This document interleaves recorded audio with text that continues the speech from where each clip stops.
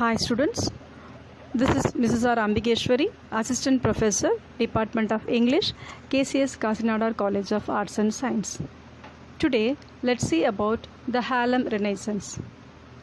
The Harlem Renaissance was a phase of a larger new Negro movement that has emerged in the early 20th century and in some ways ushered in the civil rights movement of the late 1940s and early 1950s. The social foundations of this movement included the great migration of African Americans from rural to the urban spaces and from south to north, dramatically rising levels of literacy, the creation of national organizations dedicated to pressing African American civil rights, uplifting the race and opening socio-economic opportunities and developing race pride, including Pan-American sensibilities and programs. Black exiles and expatriates from the Caribbean and African crossed paths in the metropoles such as New York City and Paris and during the World War I, and had an invigorating influence on each other that gave a broader Negro Renaissance, as it is known then, profoundly important international cast. African Americans had endured centuries of slavery and the struggle for abolition. The end of the bondage had not brought the promised land many had envisioned. Instead, white supremacy was quickly, legally, and violently restored to the New South, where 90% of African Americans lived. Starting in about 1890, African Americans migrated to the north in the great numbers.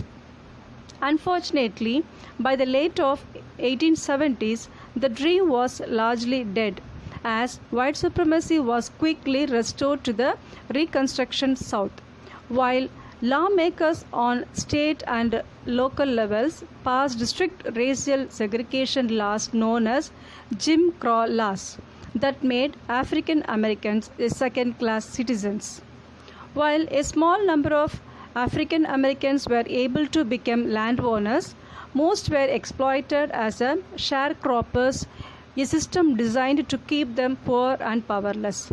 It is important to note that although the right to vote was granted to African Americans through the 15th Amendment in 1870, in the South and elsewhere, there was still widespread violence and intimidation which was aimed at disenfranchising black voters.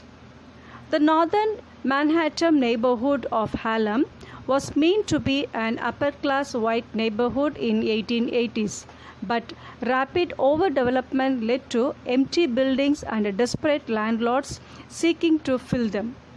In the early 90s, a few middle-class black families from another neighborhood known as Black Bohemia moved to Harlem, and other black families followed them. Some white residents initially fought to keep African Americans out of the area, but failing that, many whites eventually fled. The Great Migration drew to Harlem some of the greatest minds and the brightest talents of the day. An astonishing array of African American artists and scholars. Between the end of the World War I and in the mid of 1930s, they produced one of the most significant era of cultural expressions in the nation's history, that is, the Harlem Renaissance.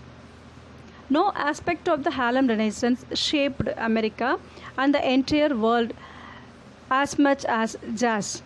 Jazz flouted many musical conventions with its syncopated rhythms and improvised instrumental solos. Thousands of city dwellers flocked night after night to see the same performers. Outside factors led to the population boom. From 1910 to 1920, African Americans populations migrated in large numbers from the south to the north, with prominent figures like W.E.B. Du Bois leading what became known as a Great Migration. In 1915 and 1916, natural disasters in the south put black workers and the sharecroppers out of work. Additionally, during and after World War I, immigrations to the United States fell, and the northern recruiters headed south to entice black workers to their companies. By 1920, some 3 lakh American Africans from the south had moved north, and Harlem was one of the most popular destinations for all these.